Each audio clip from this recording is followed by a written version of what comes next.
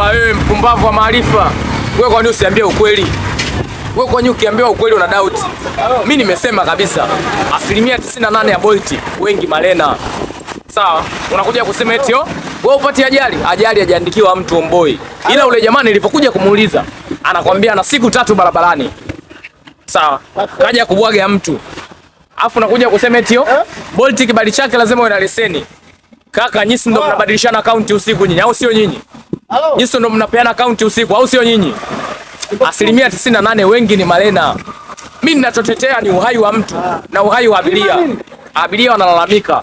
Bolt wengi wao sio bajaji, sio bodaboda. Wengi wao wanakuaga ni malena. Hicho ndo ninachokisema mimi. Nakuja kukuambia unakuja kusema wewe si udondoki. Sijamaanisha hivyo.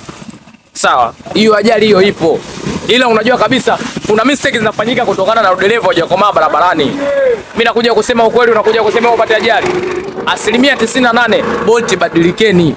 Sio kuwa na elementi mbili mbili na kuwa dereva. Hii nakupa hii.